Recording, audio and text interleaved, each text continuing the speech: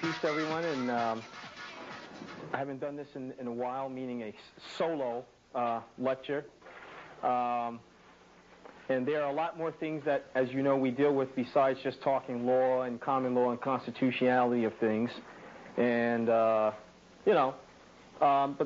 what makes us unique and what has made us unique as a group is that there are special things that we all have as individuals that, when we came together, we still have and we still maintain and continue to cultivate.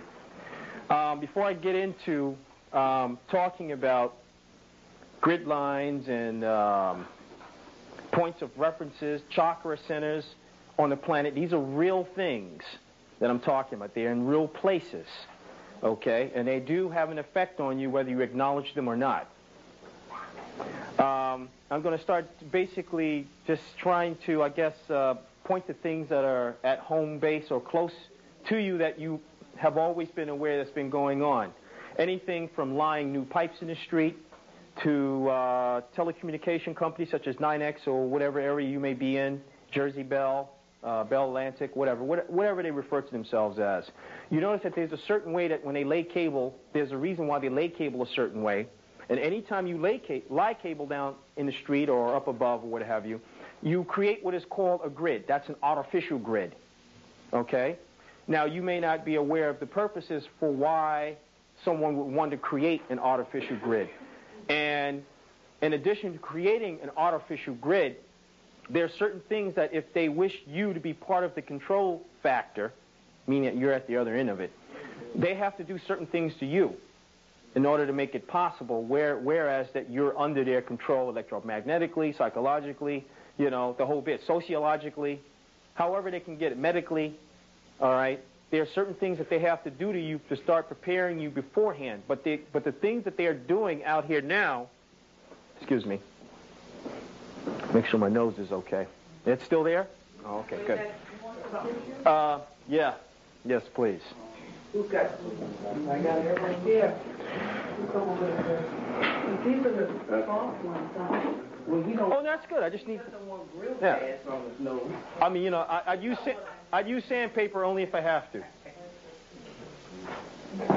I say, kids, don't try this at home. Thank you. Better. So the types of things that have been going on that you actually see that's being done today, the experiments have already been done with them already. So this is not a trial and error thing, shot in where you're shooting arrows into the dark, and then say, well, let's see what happens to them.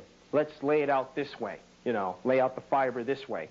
And you're going to start to see, and I'm just building you up to this, you're going to start to see that very soon your phone lines are starting to change. See, one of the things I do by profession is telecommunication engineering. So that's what I do. All right, so, I've been to the latest Lucifer school. That's what I call it, Lucent Technologies. And if you've seen the symbol, you'll understand why. They are appropriately referred to as Lucent, grown out of Bell or AT&T. And with the types of switches that they now have out there now, that you can, if you've got $1 million, you want to buy this big super switch, you can. All right?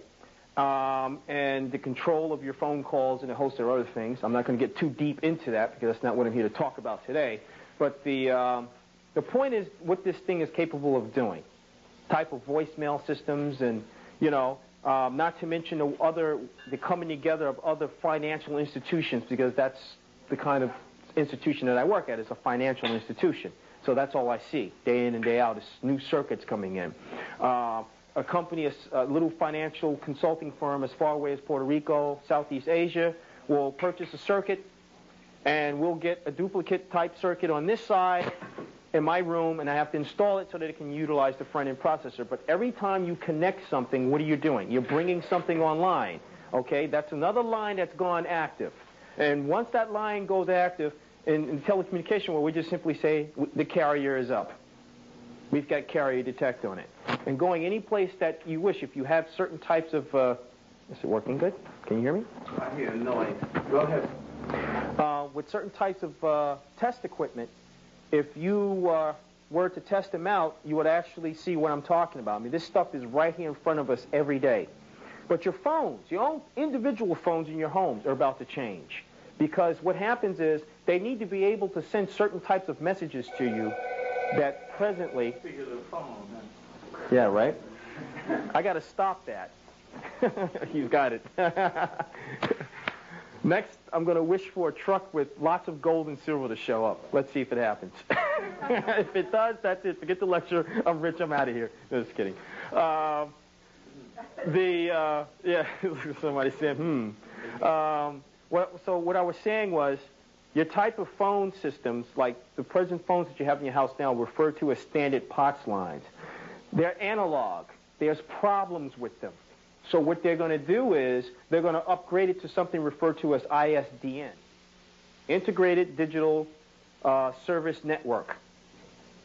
And what this phone line allows you to do is connect to things like web TV with one cable, a phone with video display, whatever else you need to connect to it, a computer with a specific internet protocol address we refer to as an IP address.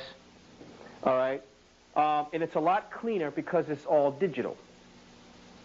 Now, there's a lot of things that are in our neighborhoods right now that are working with respect to that they had to digitize so that it would not interfere with what they're doing with the electromagnetic field. Electromagnetic field is not digital.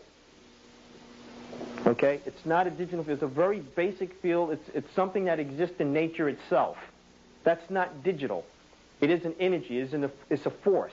And there are certain things that help to, make that come about. Now, if you have something like a standard POTS line, you have an engine on a car running, okay, all these things create what is called an energy field, electromagnetic field. Now, those of you who may not be familiar in physics, I would suggest that you get what they call quantum mechanics for dummies. That's what they've termed. That's what these books are called. I've got so many books home I'd even try. In the old days when I started lecturing, some of you remember the early lectures, we had practically 2 trunks of stuff out there for everything that, if you had any questions about anything, come right up here and take a look at the book. That's the way we did it. So you wasn't accusing me or anything. That's the way we did it. I still function that way. But I've gotten far too many books to lug out here. And I'm sorry, I'm just not going to do it. I'm sorry, crowd. There's just too many books. But they do have some remedies that you can go out, you can get a simple book, anything on quantum mechanics, anything dealing with optics, quantum mechanics and optics, okay, because what you're dealing with is time sequencing, synchronization of things. So with binary is very exact. So if something goes wrong and you're trying to communicate with me and something goes wrong on your side, we have what is called a time slippage. So they're already trying to get those of us who's in the tech field familiar with using these terms all the time. And certain systems we're hooking up to let you know that the side of magic that goes with it is Merlin systems. Merlin. Name of the modems, Raycal, Excalibur. See, so you would think Excalibur is actually a technical term. It is not a technical term. It comes out of something else. Artemis. You see? That all comes out of something. Okay? And if you know anything about Artemis, just read the Testament of Solomon and he can tell you about Artemis and who and what she was. Okay? But these are the kinds of things that they're out here in front of you already. So anyway, they have to get everything off of this thing that would interfere with them creating their electromagnetic fields into this new technology. So you're looking and saying, hey, great, this is great. I've got a phone line now, which is ISDN, and I notice that the problem, the frequency, the quality of the signal is perfect. Great, I like it like this. But what you don't know is what you're really being prepared for. Okay?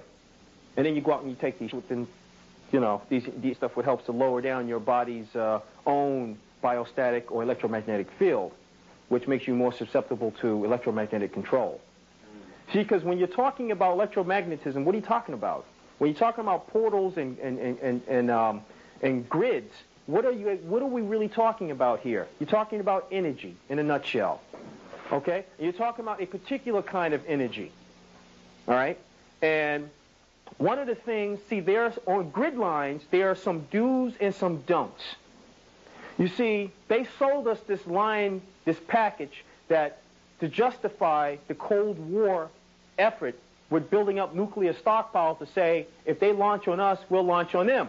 And there'll be total annihilation. So we bought that. We didn't know any better. Okay? Now, had this been us 400 years ago and further back, we would have known. Because these are the kinds of general understandings that we had as a people. Okay? We had these kinds of understandings. One of the things that I recently have read had to deal with grid lines and nuclear detonations. And one of the things that it was pointed out is because of the way that a nuclear warhead, when it detonates, not how it's made up, but when it detonates, a kind of energy that it releases, why you just can't arbitrarily drop it on any point of reference you choose. In order for warheads to work properly, they have to be dropped on the grid line themselves. So that's one thing. So this whole thing, this whole idea about we got them now, okay, and now all of a sudden we've got peace, supposedly. So what are nations allegedly doing now? They are allegedly destroying them, right? How are they destroying them? By detonating them underground. Where are these underground facilities that they're detonating them at? They're on major grid points. And what are they affecting with these grid points? Who are they opening up another, so to speak, doorway for so that they can come in? Who are they doing this for? It's not for your benefit, and it may not be for their benefit. So everything is like they're sitting around with their fingers crossed. Okay, we hope that, you know, these characters who are about to let in are friendly. Cross your fingers, cross your toes. Go ahead, bang. All right? Also, what they've been able to do with the detonation of these warheads, because again, it's energy, it's radiation, it's what? Gamma, beta particles. They're able to transmit information with the detonation itself, the radiation itself, acting as a catalyst, a vehicle. It's like a telephone. All right? Now, on the other side of that, they're developing telecommunication equipment, which is referred to as real-time reckoning. You know what that is? Right now, if I wish to call someone in California, pick up the phone, okay, and as I hear the phone ring, it's ringing over there. All right? That's fine for basic surface-type things. That's fine. But what they're trying to do is they're trying to get you to a point where they're working, again, with grid lines and points of reference here, as well as in space, and wherever else they show up with respect to the sun and any other planetary body that's in this system and beyond. When you're talking about modes of travel, there's different ways to travel. And I guess it can be said that when you're playing some of these videos, but not so much the videos, but some of the games you can take home and you're going into black holes and portals and things like that, cyberspace, but what are you really talking about here? What makes that so different as opposed to straight line travel? Get in a rocket, blast off, and go fly out towards Uranus. What's so different about that? Okay, but it's not only that though. The whole point is that all of the elements are still against you, in a sense. You haven't mastered anything. You haven't really mastered anything. So the folks who are the far more advanced peoples than we are, and in some of these games like Masters of Orion, if you have that one, I have that one, they actually rate the different home worlds according to the class of technology, class of, science and development. So they would look at us and say, this world is probably rated, generally speaking, as people walk the street, on the level of a 1.5-year-old in terms of consciousness. That's how they would rate us. And someone, let's say, who used to live on Mars would be rated as that of a 63-year-old man. See, that's how they do this. So regardless of how old you are physically, is not related to the actual consciousness of the planet itself. So you look at the consciousness of the planet, because it is a living entity, and you look at the consciousness of the people who's on the planet, and from that they should know really why you are here and what you're supposed to be doing. There's a lot of things that's tied into this. So to sit there and study portholes and time anomalies and time continuums as a separate subject, you're going to run into a lot of brick walls because there's a lot of things that go with that in terms of starting with you, the individual. They won't teach you this type of stuff if you're just majoring in physics, like what I was doing.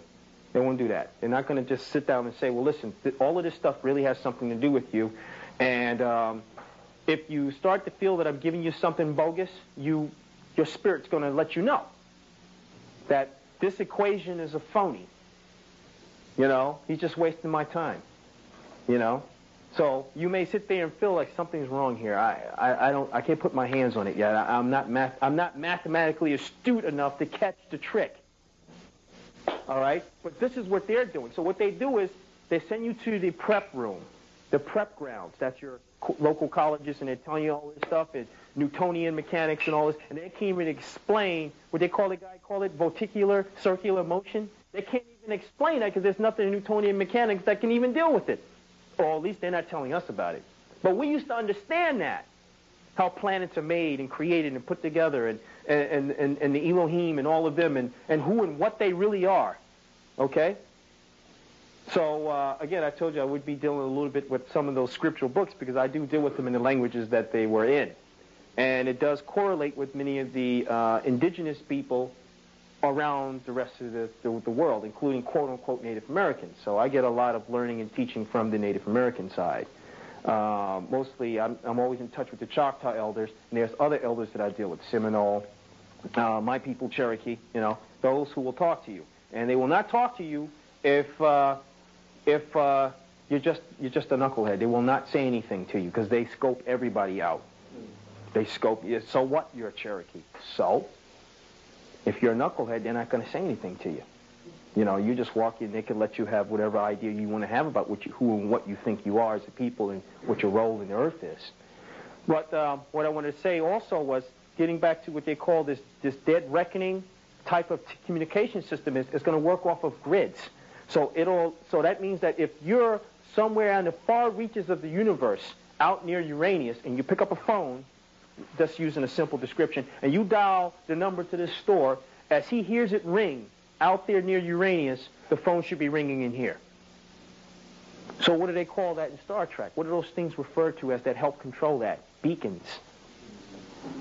And what happens when a beacon breaks down? Remember they showed that once, and all of a sudden, all of the time, consciousness, all of the realities were in the same place until they fixed the beacon. All what they call alternate realities. What is that working on? See, the thing is, there's more to yourself, there's more to you than what you know. And starting with simple planets, okay, let you know that each planet is within its own grid itself, not just talking about the points that's on the planet. The planet is existing in multiple dimensions, or what they call hyperdimensions, dimensions simultaneously. And there are certain physical indications of that.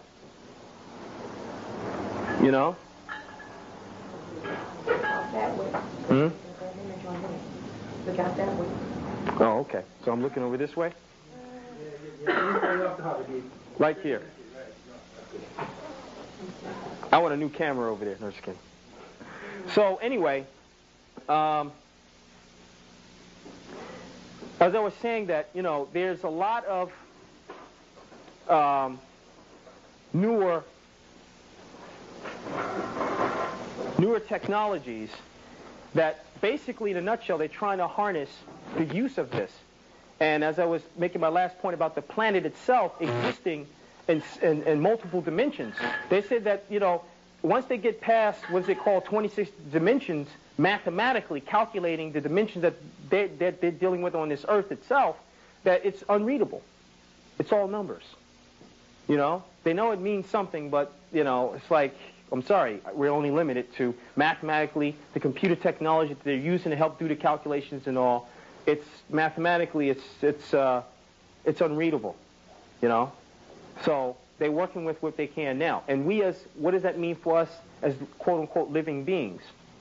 We also exist in multiple dimensions simultaneously as well. Okay, so you're not just this physical flesh and there's something inside of there. Okay, indications to let you know physically that you're alive and walking around, or that you are, at least as a body existing in more than one dimension, is the fact that you have a shadow. Things have shadows. So that's a reflection to let you know, looking back mathematically, that that is a physical indication that you are already in higher dimension than what you know of physically. Okay, now you can get into things dealing with now, as we slowly build into it, some of the kinds of things you can do in and around certain chakra centers or portals. See, not all portals you want to go and tap into, because the first question you want to be able to identify with is, who has been using this? You must know that. Who has been using this? And were they friend or foe? You better know that. Okay? So the way that they have it now is, if we're not careful, they'll come back and say, let me give you your knowledge and stuff that your people knew. Oh, that's great. Thank you. That's great. But what they're not going to tell you is the other stuff. You're going to have to go to your people and talk to your people about it, those who know. Listen, what can you tell me about this area? To whose advantage was it to take people as they invaded them and colonized them and rearranged where they used to be and put them in a whole new area, an area that may be unfamiliar to them? To whose advantage is it to do all of these things? And then so that you couldn't find yourself using the method of dead reckoning, okay? This is where we get a little bit into calendars. So what they did was perform the lobotomy on you, okay? They took out the core of your knowledge from you, and they have it, but it has not made them any smarter. Because what they're doing now is putting rips and tears into things with respect to time continuums and things like that, because time is a separate vector all by itself, meaning it's a separate item that's just out there. Okay, and if you're familiar with the Old Testament, and Moses said to the Creator, he said, can I see you? I just want to see you. Who are you? And he said, well, I can't show you. I can't show you who I am. I can show you the past and everything that has happened in the past. And I can show you the present. But it's not to your advantage for me to show you the future. So Moses is like, so who are you? I am time. So who's this creator you're talking about? With respect to future, destiny, all of that is time. We were labeling it. We're giving these things different names. Destiny, goal. Is it not all time dependent? Absolutely. No matter what you call it, it's all time dependent. All right? And I'm not going to try to get up and give you all the heavy math and double integral of this. I'm not going to do that to you. Okay, I'm just trying to keep it simple as I possibly can.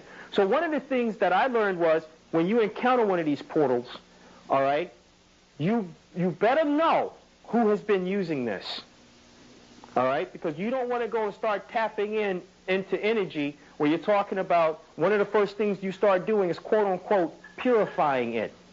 How you know who's been there? They've been there 500 years ago, 300 years ago. Portals, whether it's 500 years ago or not, they are all actively used. So now you're going to have to become familiar with some of the entities, such as Yeti if you're in the mountains, Sasquatch if you're near the swamp or lowland areas, because what they are watchers, and they work through telepathy. So whenever some entities are about to show up, they show up, and here it is. They've been letting us know all the time. So you may have a feeling that, hold on a second, I feel this intense energy, I'm not exactly sure, but something is getting ready to go on over here. I don't mean necessarily dangerous, but something is getting ready to go on. Now, the way that John Two Birds had explained it to me, because I like the way John's method for introducing me to this. He didn't tell me nothing. Okay? I get up there, 8,000 feet above sea level. He's living a little bit past the Apache reservation, and what's he do? He talks to me, gets people familiar. Oh, yeah, this is Mahir, and everybody's sitting there saying, you know, we dreamed about you. We knew you were coming. And I had a dream about it. I actually went over there, and I never even knew what the man physically looked like. All right, so all of this stuff is happening like this. Everything is all synchronized. Now, by the time I get there, one of his first assignments that he had me to do was get up the next morning, go out and count some trees. I'm like, count some trees? Are you serious? Okay. Over in that area, go count some trees. All right, so I came back. I counted some trees, had about 14 trees. All right. He didn't tell me why he had me count them. He waited till the next morning for that. But meanwhile, on that day, he had me doing other things. All right. So 2 of his wives, because he's got about 8 of them, 2 of his wives took me out, and they carrying bow and arrow, and the other one's carrying a rifle.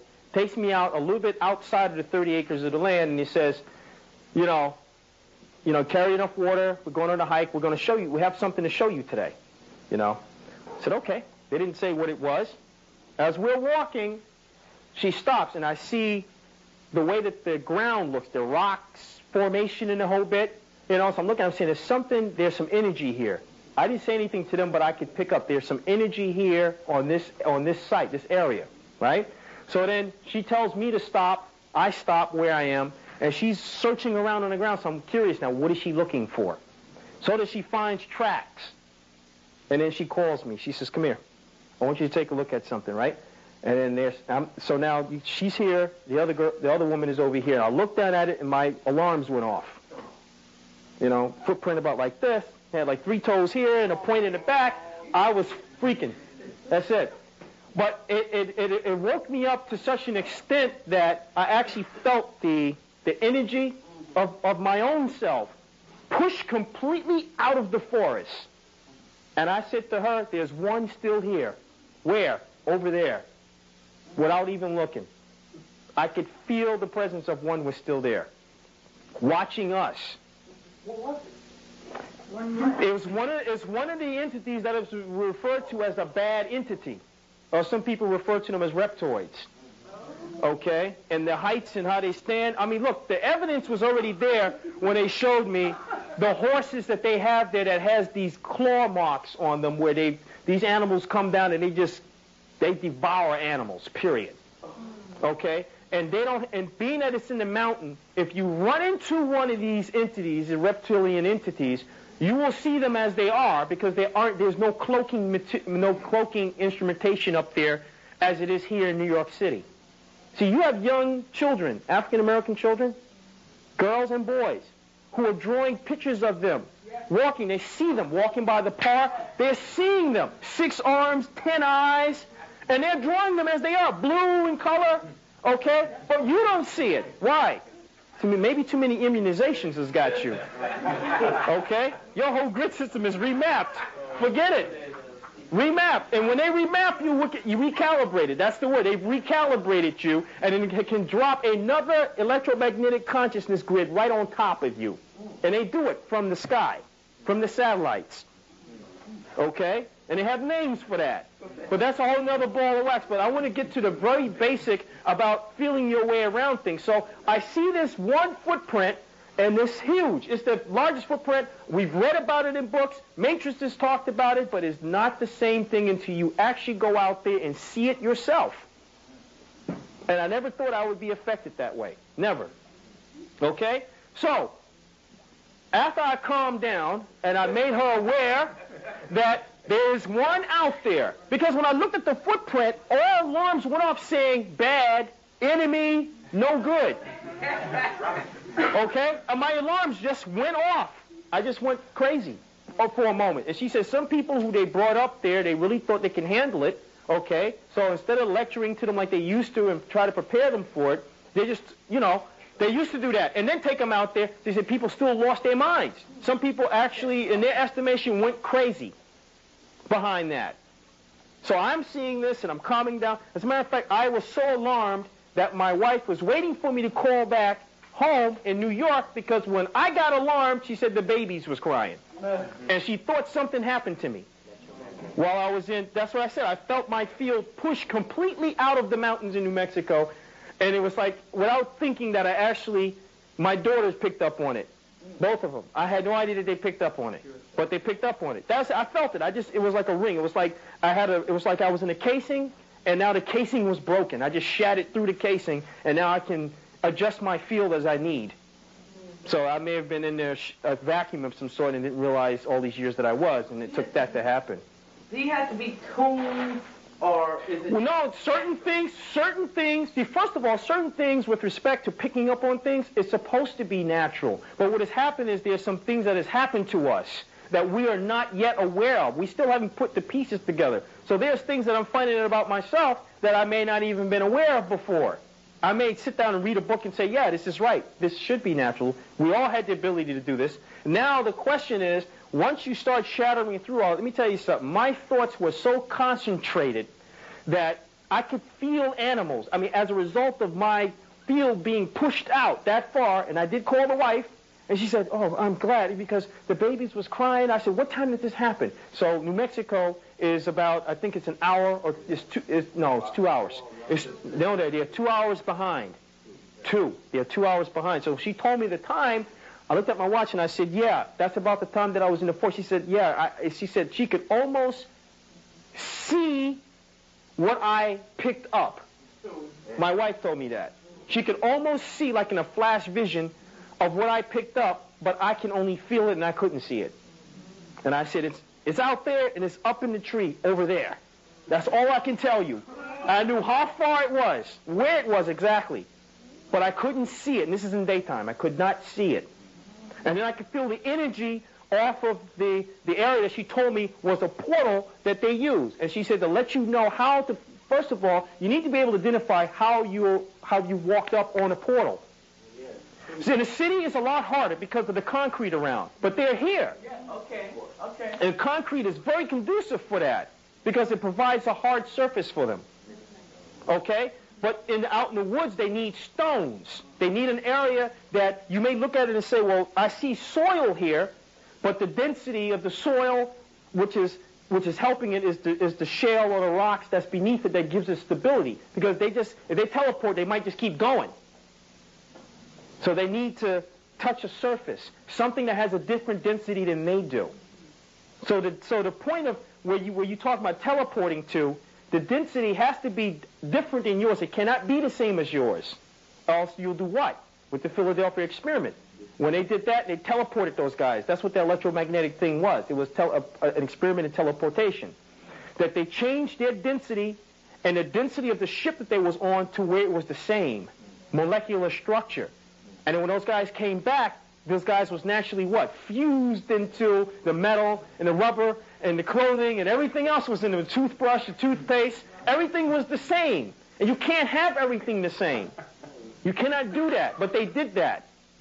So it's the same thing when you walk up on these points of teleportation. It's easy if you're out in a wooded area, so to speak, because wherever the footprints stop, if you're tracking one of these things, and all of a sudden you say, okay, here's the last known huge footprint, and not walking backwards either. And it stops at some area or some tree, then you know that there's a major point of teleportation there. And what you do is you immediately, one of the first things that we learned how to do is you immediately start going into your breathing exercises so that what happens when you start breathing, your body starts to vibrate. You're forcing it to vibrate. And when you force it to vibrate, you're turning around because you want to start picking up as if you had an electromagnetic compass in your hand. See, if you got hardware in your hand, you can do it also. If you got something that can test for what you call EMF, electromagnetic field tester, I have one of those now. So sometime on the train, I can tell what days that they're actually trying to program people, because you hear people complain about pains in the neck, the head is hurting. So what I do is for $79, you just go to a local electronics shop and you buy one of those. They'll test for microwave as well. So what you do is just throw the little, it's called an EMF tester. Yeah, go to a place called Manhattan Electronics on, I think it's, the street is, I think it's 45th Street near Lexington Avenue. It's in that block. When you see it, you see oscilloscopes and everything in the window. So just go in there, they have that. Yeah, and you can, you can test for radiation poisoning, you can test for, with this one little tester. $79 it costs, but it's worth it. And just on the train, if I'm getting a little pain, I'll just throw the switch on this thing. It'll test the energy that's being emitted from the light bulb. Yeah, and if it gets into the red area, then it isn't what you think it is. So that explains on Ghostbusters how in the movie they showed you that all they had was electrical equipment picking up on an oscilloscope. Right. They were letting you know that it is possible to reach. Oh, absolutely, no question about it. As a matter of fact, one of the things that usually escapes people with respect to being able to detect somebody is when you look in terms of, certain things when you're talking about the Old Testament, and you're looking at how it's talking about how you should prepare yourself and things like that. What's being communicated to you? Why should you be preparing yourself? Because the entities who are related to us, that Native Americans refer to as sky brothers and sky sisters, that's our terms that we call them. We don't call them gods. Okay? They are our people, period. They live someplace else, but they are our people. That when they come, each nation of people on this planet, though you may have, quote unquote, several people who look the same, who are black, okay? Each particular little nation within the color of black has its own biostatic frequency. This is how, if you go to certain parts in Africa, they'll know. Whether or not it's been 400 years or not, you still their people. They will know individually. No, your people were really from this tribe over here. Come over here. See, look at your features. Look at this, the gap, the point in your ear, the whole bit. They know. They know. Okay? And many of them still have that skill to do that. Same thing with Native Americans. You come out, you do a certain dance, you don't know. You out there, I'm out there just busting loose, man, doing the warrior dance, man. All of a sudden, hey, wait, who is that guy? You tell him Chief so-and-so want to see him. And I come over to Chief Sitting Son, hi, I'm Chief Sitting Son, Chief of the Chota, blah, blah, blah. Oh, Chief, how are you, Now, listen, you got some Blackfoot in your family. Well, yeah, I do. I'm very much with it, but it's very strong. How do you know? Because of that dance right there. Not many of y'all do that dance like how you do that dance. I'm like, okay. But the point that I'm trying to make is you can also be somewhat of a portal. So your sky brothers and sisters who are on their way back are looking for those who are emitting the frequency that they know are their people. So when you talk about, for lack of a better terminology, where Christians use the word rapture and stuff like that, that's all religiousized. This stuff is real.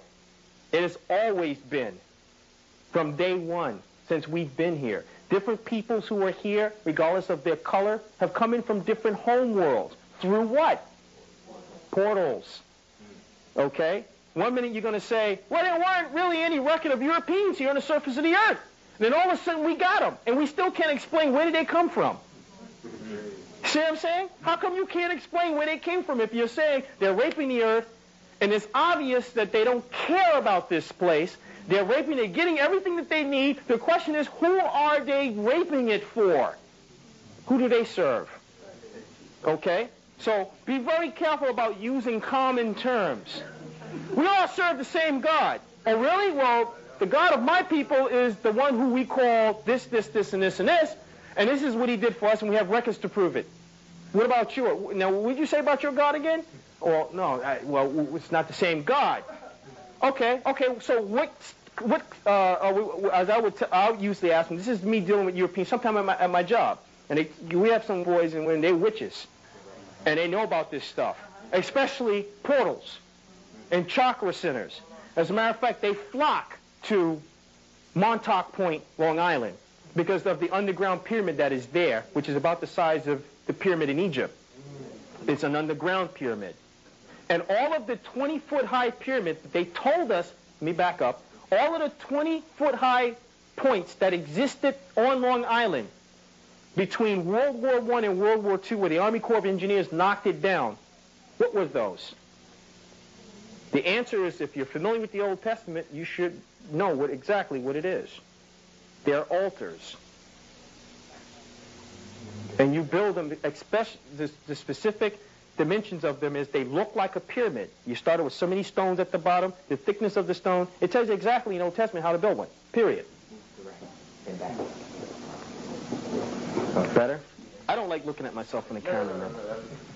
I'll do it better. Okay, thanks. I didn't recall moving. See, that's teleportation stuff, man. God, leave me alone. Anyway, there are certain things that also you're not going to really get out of if you treating certain books. See, I'm into knowledge. And if you treat certain books in a religious manner, you're going to get messed up. I'm telling you right now, you will get messed up and messed over. When you start reading them in the languages other than English, The English language, we have found basically, is about 65 to 70% off in those books. That's how disaccurate it is. They got you saying stuff about worshiping new moons and stuff, and the word, it ain't got nothing to do with that. Okay? The same thing has happened in Islam. There's no exception to the rule. The same thing with the Quran. Okay? They have changed stuff. This is what I'm talking about. If you don't deal with it in the language that it's in, because that same language, spoken-wise, you can go and use these same words, sachem and all these other terms, and you can say those same exact words to a Native American who speaks his language. He knows exactly what you're talking about, because that word that has the meaning of what it means over there means the same thing over here. Okay? It's universal, it has its universal roots. And these words that most of the folks spoke on the continent of Africa as well as over here and other parts of the world are geometric, so they already emit a force. So there's more than you just showing up, quote unquote, to a portal. They say many of the men who went to battle, including the ancient Egyptians. See, what you may not be familiar with is they haven't given us a true real world. You know, if someone could come back with a video or take the CDs that they raided one of the chambers of the pyramids when they blew up the floor, and they went in and took the CDs out of it, that's where they got the idea of the CD disc from. And on those CDs are information for us that was left here for us. It's like an underground vault of nothing but pure information. Anything you want to know, DNA, the whole bit. This stuff is laid out like you wouldn't believe on how to correct certain things with I'm talking real world science, math, and engineering. So this is what people were talking, but since people were prevented, indigenous people, and when I mean indigenous, I mean from wherever they exist in the world, was prevented from gaining access to their own knowledge. See, that's what the man did. When he came over here, even to the people of color over here, the first thing he did was he blocked off your major chakra centers. Because your chakra centers is also where your command centers are. For who? Your sky brothers and sisters. You see what's going on here? So the war, as they say, the war of the worlds has never ended. There's a major battle going on right now. And they're trying to keep us as ignorant as they possibly can so that when someone does make a, so to speak, showing, okay, this is where you get into that stuff about the false Christ and all this other kind of stuff. When they do make a showing, you might be tricked. And that's what they're hoping for. So that you can be perhaps a dinner on somebody's, you can be dinner, yourself, dinner on someone's plate in another galaxy someplace. And see, what people don't want to talk about with this slavery thing is, that's another degree of slavery that nobody would dare even talk about. It wasn't just only the man doing his thing. He had help.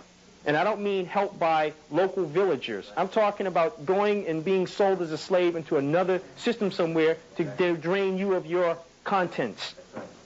And that is now happening here from the stuff that you can get your hands on right now in underground facilities with these negative entities who are the sky brothers and sisters to who we may refer to as our enemies.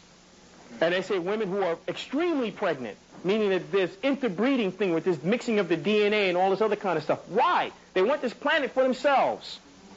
Okay? And as far as they're concerned, it's time for you to go. They don't care nothing about you. They never did. It's time to go, as far as they're concerned. But there's, luckily for us, the Creator in His infinite wisdom. As a matter of fact, it's a consortium of them. He's and she's. Okay? Yes, when you start looking at the word Elohim, it's a plural word. It's masculine and feminine. Okay? And you have to know that. I saw a man angel, or I saw a woman angel. First of all, the way that they use that terminology is nonsense. That's something the Catholic Church came up with, a Latin word for that. The word malachim really means those who are sent with authority from the ruling king, because malach is in there, the word malach, with authority on a mission. That's what it means. So that's why they would say certain words, certain things like even men and women can be referred to as angels. Why? Because you're sent with what you call the moral authority to do what you need to do. And your mission is to go forth in the world and take care of business. This stuff is not religious. The way the book is laying it down with the plagues, the boils on the skin, the diseases to break forth, when you start reading this in the language that it is, it's serious. And it ain't religious. And also telling you about don't shed no tears. If you consciously have not gotten yourself together, these things are going to happen to you. Okay? And not even I will help you. Oh yeah, this is created. So all this stuff about the God is all, he's all that, is what we've allowed other people to tell us that he's all of that, rather than learning to read this language ourselves, if there's such a thing as God writing about himself, and read it ourselves about what he has said about himself and those who are with him, the consortium, the elders. Can you step back? So, A little bit more. Are you going to adjust this over here? hey, I'm going to adjust that as soon as you go back. Go all the way back, bro. So that we have I mean, are we touching any spots right now or what? You have it, brother. You know Yeah. You're a rock, man. All right, so some of the things here, because I know that some of the things that I'm pointing on are some things that you may say, you know, what if they wasn't really being straightforward with these words here? Why are we over here singing these religious hymns? What's going on? What's going on here? What about the slave thing about, you know, the chariots coming to carry me home? What is that talking about? My sky brothers and sisters. Plain and simple. And some of the terminologies that you're going to find when you start reading these words, and in Hebrew, like another word is safa. That was the only way they could actually use to describe a UFO back in those days.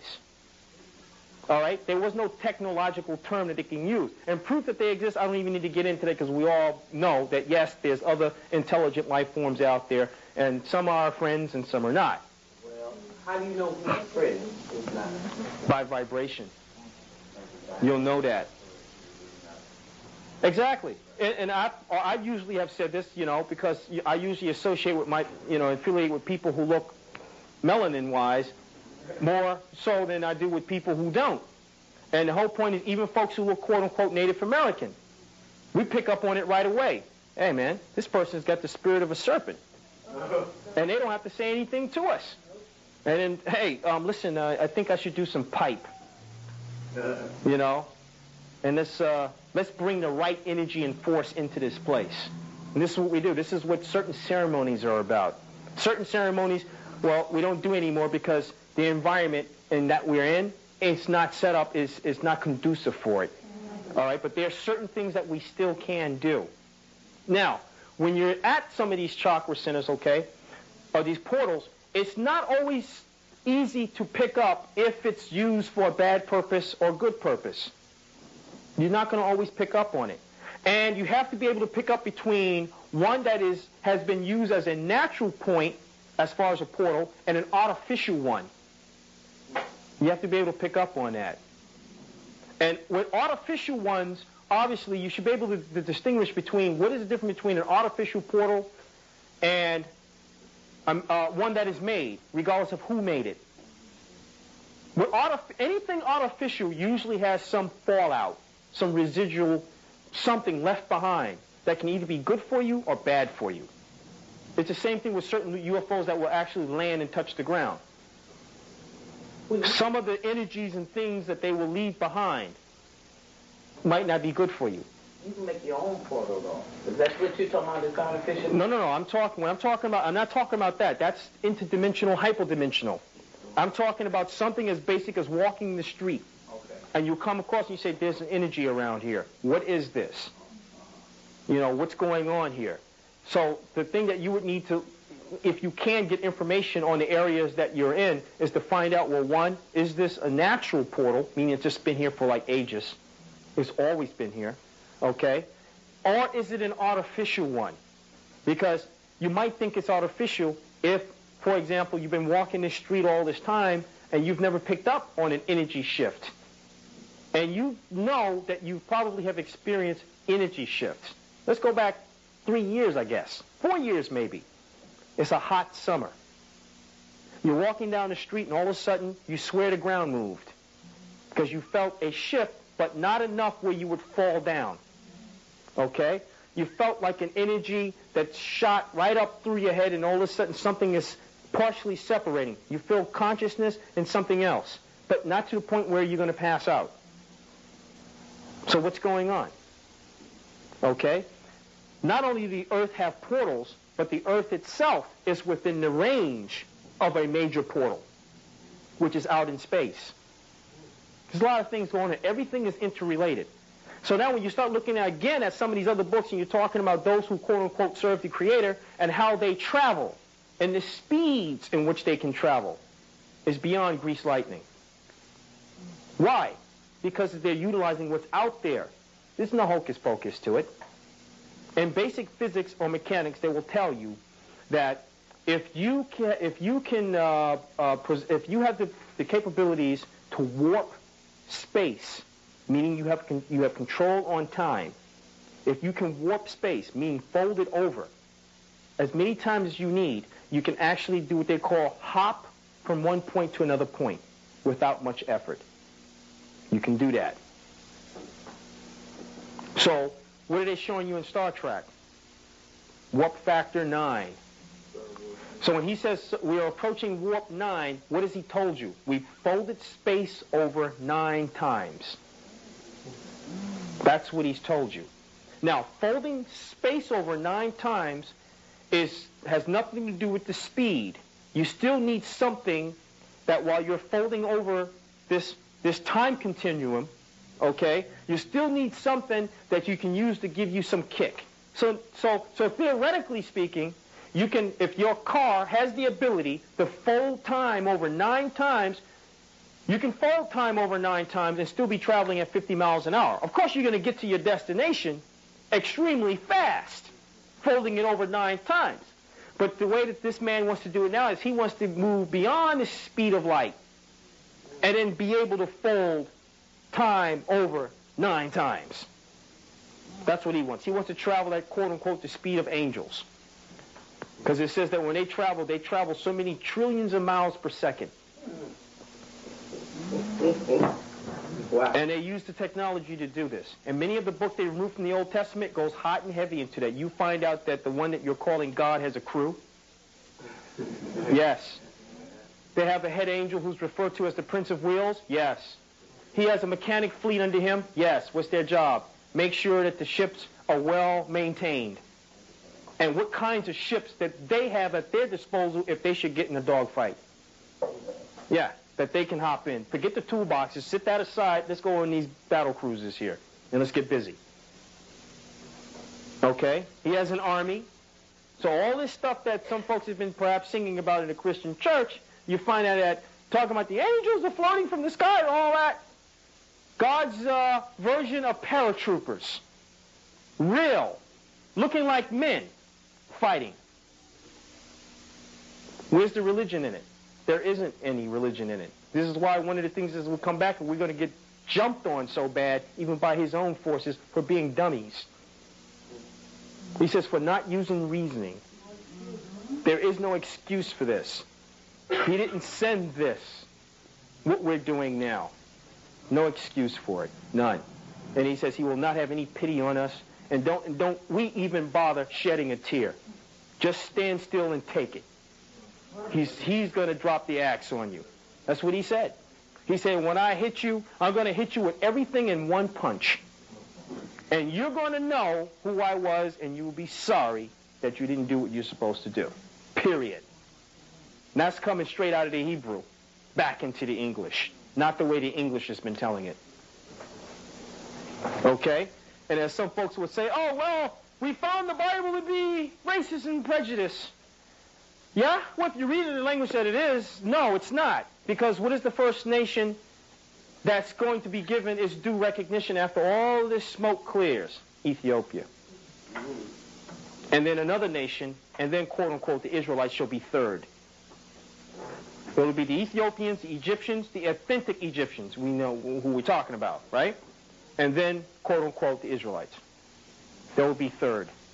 Ethiopians will be first with respect to their status and some other stuff. That's the way it is. You can find that in the Old Testament, man. No joke about it. None. So where's all this other stuff that people are coming up with? I don't know. You find that many of the men of old using portals, even especially over there in that part of the world, had what they call, they used the English, when they're writing this, they used the English word to say escape death. What they did was they went from one portal and was teleported to another part on the surface of this earth. And the stories are the same over here. That goes back into like Methuselah's father. People could walk in and out of time. Yeah, exactly. Exactly. This is exactly what we're talking about here, because all of these things ultimately is dependent upon time. And time has its own vibration. Time has its own vibration. Oh, well, you can bend it, reshape it. Look, this European back here is putting rips and tears into it, which is causing other dimensions to fall into this dimension. This is what's going on, especially at Montauk. All kinds of craziness and madness is going on out there. One woman actually had enough guts, and she's been writing some stuff up on the internet. I've been reading her stuff. Very good stuff. And she, the web, no, it's under one of your pages, buddy. Under the Aziz and Moore's page site, when you start getting to all that other stuff that you give everybody links to, something like that. It's under there, and I'm reading. I'm like, oh wow, look at this. So she's talking about her own people being fools and what they've been doing, and as a result, they've got other kinds of entities that normally exist on a different kind of plane and dimension who are now here. Now, if you read some of the other literature that went before, we had this problem before when the people of Atlantis was here. We had the same problem where they started opening up too many portals and all this other stuff, doing all these kinds of things with crystals, and now you had these different entities who did not need bodies. They didn't need physical bodies. And now they were in your physical body. So now, what's the terminology referred to as today? Multiple what? Multiple personalities. They said that all that simply means, is that there's more than one entity existing in your physical house than should be. I said they call them the children of one and the children of Belial. That's in the in Revelations where they talk about Michael and the devil supposed to go at war. The devil is kicked out of heaven along with these things. That's referring to the Atlanteans. Well, not only that. If you also look at it, also told you where the main headquarters was. If you can read that same verse which you told me in Greek, okay? Because the devil or the beast, there was war in heaven. Orion. That's the Greek word. So it's giving you a real place. There was war in Orion. And the devil, or the beast, was where? Or the dragon. Okay? Okay, that's the term it used, right? Draconian. The Draco system. Which you look up in the sky and see as what? The Big Dipper and the Little Dipper. But guess what? Using portals in space, okay? When you're talking inter-universe travel, there's different universes out there. The Draconian star system wasn't always there. So there's a book by a sister who was a woman prophetess back in the ancient days of Israel, and they refer to her as Sybil, Sibylline oracles, and she goes into the whole breakdown on that, about the Draconian, the war in heaven. She goes into the whole thing about this star system was fighting that star system, and long rays of laser light was coming from a back against the sun, which means the sun was a what? A doorway. So they was fighting from within suns, meaning from one dimensioning, firing some sort of weapon or aiming a weapon at the sun and actually firing into another point somewhere in another universe. Shooting through a mirror and going back to the mirror image. Yeah, exactly. So they try to show you these kinds of things, and Star Trek Deep Space Nine with what they call the wormhole. Wormhole is another terminology for a portal in space. Okay? Now, that's what you would call pulsing. You have those and you can manufacture your own. See, that's what the Lucifer Rebellion has done also. Because there's some of them that they can't get into as a result of the other forces blocking it. And they use it. And then they have theirs blocked, and the other forces can't use theirs. Just look in the Old Testament. When, I think the angel Michael came down and he was going to talk to one of the prophets who was taken captive in Babylon. And he said that he wanted, Jeremiah, I believe, he wanted to talk to him, but he couldn't because the prince of the air blocked his way. What are you talking about? UFO ship. He had his armada out there. He said, yo, man, I don't care who you work for, man. You ain't coming in through here, right? Pick another portal. You come in another window. We got this sewn up over here. You want to start a shooting incident? Let me know. You can take that back to your high council. That's the Luciferian side, telling Michael and them who's showing up in their craft what and where to go. And what is what the Old Testament says in the language that it speaks in? It says, with respect to these other gods, you are not to rile them. What is the word God supposed to really mean? powers. Don't rile them. Why? Why are you not to rile them? Because you do not have the capability nor the know-how to take them on. Don't even think about it. Don't even think about it. You cannot fight them how you would want to fight them. They're far too advanced than we are. So he says, I will deal with them. So now when you go to certain parts of the continent, you hear certain Africans talk to you, well, your God is so-and-so, so-and-so. Well, my God's going to kill your God. I have a tape home where one African brother said that to someone over here. You know, he says, my God's going to kill your God. You said, well, hold on a second. Who is your God? So he mentioned some name. Never heard of him before, right? Who is your God? And I'm like, you know, I mean, some people might laugh, but to me, it's serious business because that is a serious power figure to his people. And his people allegedly know that deity that they refer to as deity. They know who he is. Dagon is real. Okay? And that also corresponds to a star constellation, a star system. So when you talk about do not make any graven images or carve that which is in the heavens above, nor which is underneath the seas below, what is that telling you to do? The Creator says, look, don't make any images of me, because you're not going to do any justice anyway. I mean, look, this guy's going to make me with a fat belly over here, and this guy's going to draw me 1 foot bigger than the other one. You know what I mean? Look, let's kill all of that. Let's not even get started with that. All right? And others said, well, look, we want to remember who they refer to as their sky brothers and sisters who came and talked to them. So what you're looking at is power figures who've been at war with each other. That's what you're looking at. And to a certain degree, depending on what we do with ourselves, can spell whether or not we get mixed up in the crossfire. Because that's what's been going on. If you look at how the Egyptians how they lost their power with respect to the diseases and stuff that fell upon them, was what? In simple terminology today. You don't have to read no Bible to figure it out. Germ warfare, period. Now, what do the world have in its arsenal today that if they dropped it on you would produce boils on your skin? And you drown in your own fluids and everything.